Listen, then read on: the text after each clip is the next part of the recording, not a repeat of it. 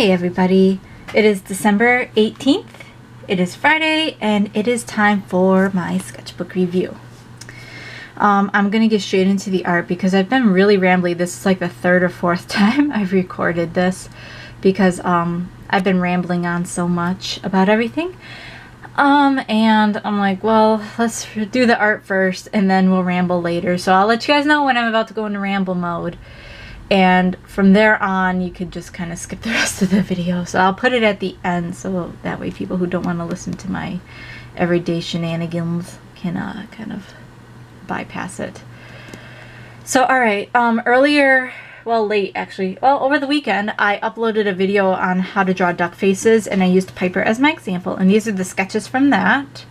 And I kind of showed the variations by changing the face shapes that you start off with, your base face shapes or whatever. And then I also showed how I use it in my mouse faces as well. So I kind of showed the versatility of the process that I use. But I'm also kind of open to suggestions on other things that, you know, show how to draw sort of things. The other thing I won't do is like, again, I won't do like Steven Universe stuff, and I won't do how to draw anatomy.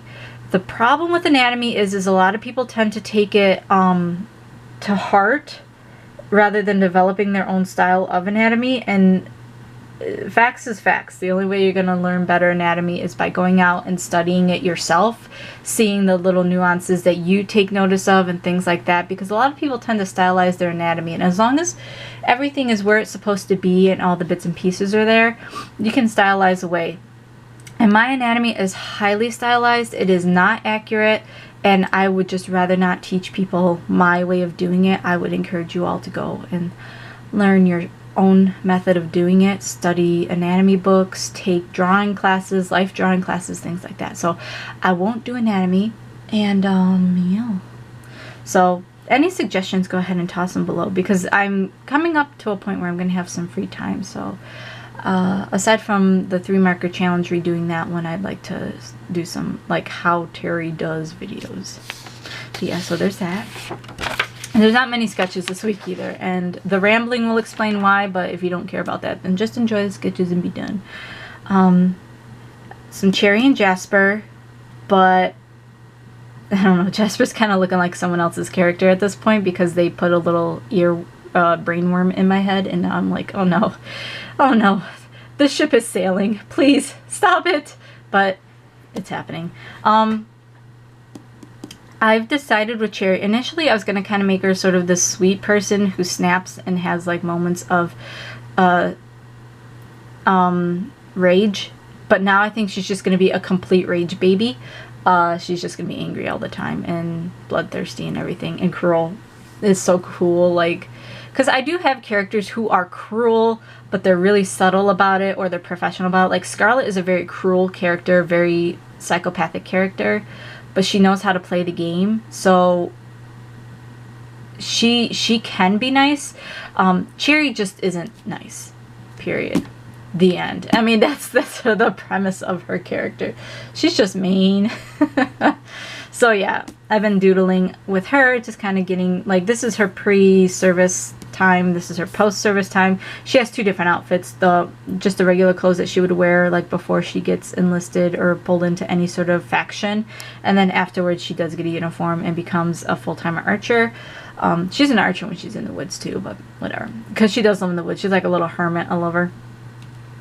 But yeah, so I was doodling on her and just kind of developing her character in my head a little bit, so it's been fun. It's been fun. It's been an adventure. Okay, and then I continued on. This is kind of like, my ideas for her are like very, they're scattered to begin with, but I know that when she's in the woods, when she's in her hermit stage, she tends to use the forest to her advantage. This is like, she's at a weird angle here, I understand, but the idea is like her tail is hooked up here around a branch, and she's kind of using the tree to shoot, and then she pulls herself around to kind of get to defense and move quickly. So I have her sort of designed like, I don't want to say George of the Jungle, because that's not it at all. It's just that she knows how to play with her landscape, to use her landscape to her advantage when it comes to fighting within her area. It's going to have to change later because she's going to get taken out of where she is, but when she's here, she's like boss. She knows the landscape. She knows how to work it, whereas anywhere else she's just kind of lost. And then here I got her being a little bloodthirsty baby. She's very, very, like, I like it, and I guess I shouldn't say I like it because, like, people are going to think I'm weird, but every now and then it's just like you want to explore that cruel side of personalities. Like, I don't partake in it. I'm not a cruel person by any means, but every now and then I like to just kind of step into those shoes and imagine. And I know, like, I read something somewhere about how that's a dangerous thing because some people get very swept up into that, because it's almost kind of like trying on a new pair of shoes. You kind of sometimes want to keep those new pair of shoes. So, I mean, as a creator, I think that we all, like, put ourselves into those positions, but as creators we also recognize that this is not real, so we pull ourselves back. And I feel like I've come across some people who kind of blur those lines where their imagination and their fantasy don't quite disconnect from reality, and it's interesting for those people, I'm sure, but at the same time it's kind of a dangerous thing, because then they start making judgments on things that is like, it's crazy. But I can't say crazy. I think that we all get swept up from time to time, as long as we have the common sense and strength to pull back from that and recognize, okay, this is fantasy, this is reality, this is A, this is B. I think it's perfectly fine. And I think as creators, creative people, we don't tend to struggle with those things as much. But it lends to a lot of excellent things in life: empathy, understanding, being able to just step into someone else's shoes. But as long as you're able to pull away from that and not get swept up in it, like, it's a very sometimes dangerous game to play. So, but yeah, with her in particular, like, it's interesting. Like her and Scarlet both, as my characters, I tend to step into their shoes, enjoy myself, but then I'm very quick to step out because they're not necessarily healthy mental states at all, period. And that's all there is to it. But I do enjoy working with the characters, so yes. Just a little thing on that. I was like, let's get a little weird, but I don't know. I don't think I'm the only one who thinks that way. I really feel like, because a lot of people I've known who are necessarily creative, like when it comes to creating and developing characters and personalities and things like that, they do tend to sometimes take on the qualities of those characteristics and those personalities that they're trying to bring out in their characters. And I think it's kind of a natural thing to do, but I think it's also, like I said, a dangerous thing to do if you don't know how to step back from it. And sadly, some people just don't know how to step back from it. Yeah. So I was studying earlier this week. Well, I read like 4 pages. That's my quota for studying. And I was reading about maternity nursing, because I was reviewing, and every time I read anything about pregnant anything, I want to draw my characters all pregnant. So here we have pregnant Piper, and I don't know, she's just so cute. She's so tiny, so like pregnancy looks extra pregnant on her. I love it. It's so cute. I love her. I love her. And that's it for this. This is just a scratch pad. I didn't really have time to grab a legit sketchbook this week, so yeah. So that one's done. And then I started another one because the scratch pads are just easier for me to get a hold of. This is Cherry, and I want to pronounce it Daryl, or something like that. I think it's supposed to be a play on the name Daryl, which makes sense because it's from Harp and Stars, and it's supposed to be like some medieval ancestor of Daryl, who is Lesren, I think it's Lesren. I don't know. I want to say it's like a play on the word Larson, but I don't know. I can't pronounce Irish names. It was Lasera though, but they changed it because I guess Lasera is the feminine version of the name. Like, I was just getting used to saying Lasera, and now I have to change it to Lesren or something like that. It's really not that big of a change, but I forget a lot. But it's his dad or something like that. It's a long, long story. But Cherry is going to interact with them in a game at some point. Way down the line, not even thinking about it too much. I just wanted to doodle something, and this is what I doodled. Unfortunately, I gave him the smolder, so I need to stop doing that. I keep doing that to all the characters who are not supposed to have that. Actually, I should just stop drawing it all together, but whatever. And then I got another pregnant Piper here, who's just so adorable. She's so small, like I said, that pregnancy is like extra pregnant on her. So even when she's only starting to gain weight, she's going to start having back problems, the poor thing. But it's okay. She'll work through it. She's going to be an awesome mom one day. She's going to be an awesome mom. You wait and see. And I was watching some ballet, and I was trying to put Piper into poses for that. And then I was like, yeah, I can't anatomy, so we're not doing it. And then this is Beagle Babe 1's character Margot. I've posted this on Tumblr, so it's not really necessarily new to some of you. And I don't know. I'm still quite not sure on her character type, and I'm like, I don't want to bug people and ask them, what's she like? So I just kind of make a few assumptions. Now, I did get a response to this one, and it was a positive response, so I'm assuming I'm kind of on the right track. But I just know that, like, these two get together, shenanigans would happen. Like, I feel like they would kind of feed off of one another, and it would just become a thing. And it probably would not be a good thing, but whatever. I do like her character design, her diamond shape. She's like, to me, it's like more of a diamond shaped face, whereas Cherry and Piper and all my other mouse characters, she's a shrew, actually, so we'll be clear on that, are heart shaped. And that's just my default because I'm lazy and I don't wanna is basically the word for it. So yeah, drawing her was both a challenge, but it was really rewarding at the same time. So I kind of feel like she's going to show up more in my artwork. I already know it's cool with the creator that I do it. Just like with the HAS crew, like they're cool with me putting their characters out there in my kind of twist on them. I try not to be disrespectful with them, so whatever, but I leave the disrespect at the door. But yeah, so she'll probably pop up a few more times in my sketchbooks just because I do enjoy drawing the character. It's very, it's a very dynamic character. I like it. The shapes. This was a mashup for a fan baby, and yeah, I succeeded and I didn't succeed. Like, I feel like there's still a little bit more to work on, but I do like how the character looks. I really do like how it came out, so yeah. Yeah, it's kind of cute. It's based off of, again, HAS Crew's, their artist's rendition of a character, and I just kind of took it and tweaked it a bit. So, yeah, whatever. And I was drawing Piper, and her face looks like a hot mess, and I'm so not happy with it. But, I was attempting something, and I failed. So, artistic failure here.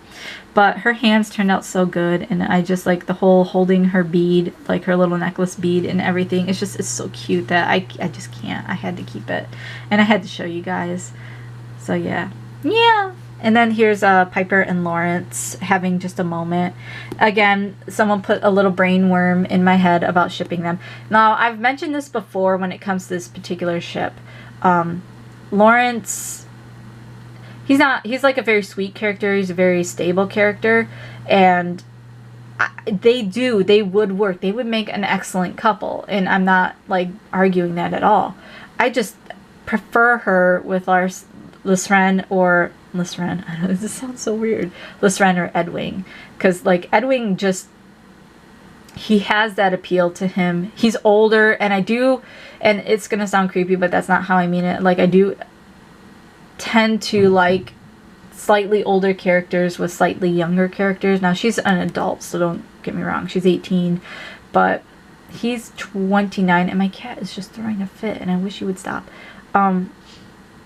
He's got the cat crazies, I guess, while I'm filming. That's great.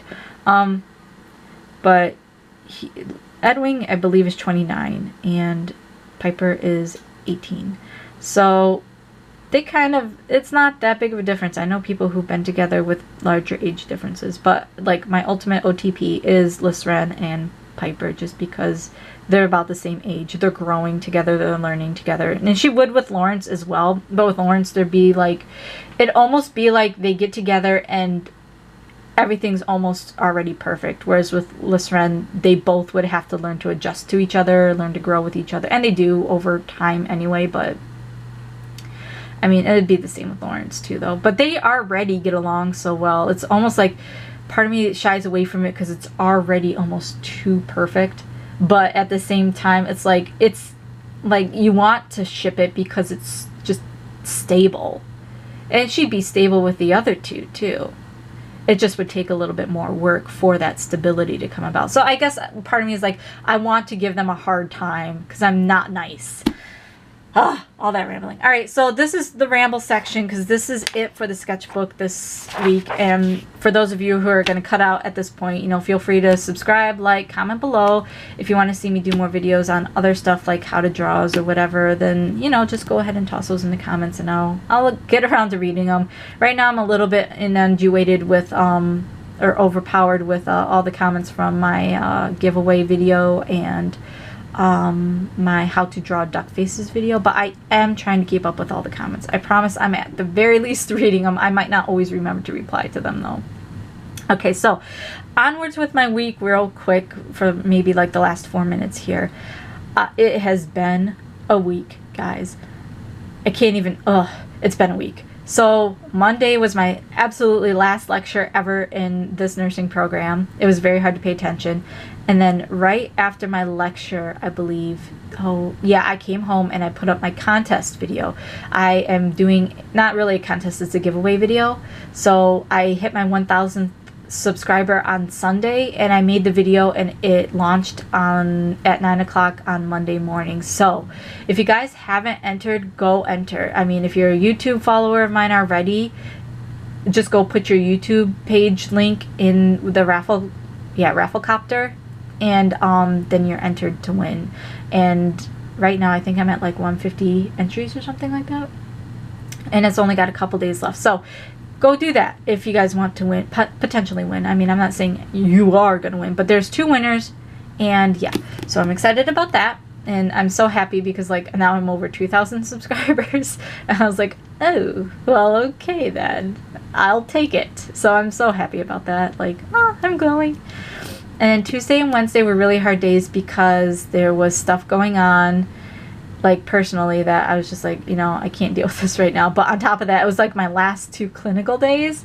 And those were the hardest days ever because not only did I have to stay focused, I had to keep in mind that I'm going to be reviewed on Wednesday by my teacher. And it's not that we don't get along, it's that she's very critical, but she's critical in a good way, that she's trying to improve us. And I was like terrified just all week about that. And that came and went and I survived it. So it actually wasn't that bad. She basically just wanted to tell me that she has seen big improvements, and she wanted to let me know what my preceptors were saying, that I am doing excellent. I'm not independent yet, but nobody at this point really should be, because that's what your orientation is supposed to be for, is to learn to become independent. Orientation to whatever unit or floor or whatever on the hospital that you work at.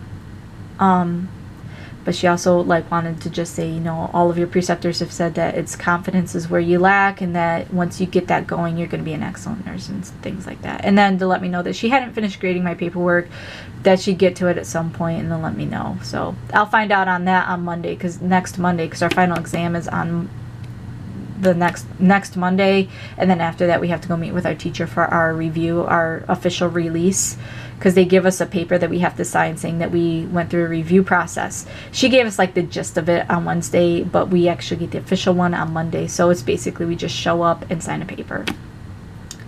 Thursday I went and took my exit HESI, and I was supposed to study for it, but somebody kept me delightfully distracted all Thursday night, and I have absolutely no complaints about it. I honestly think it helped because it got my brain off of nursing. It got my brain off of the stress of that test coming up, because that test would determine whether we needed remediation or not.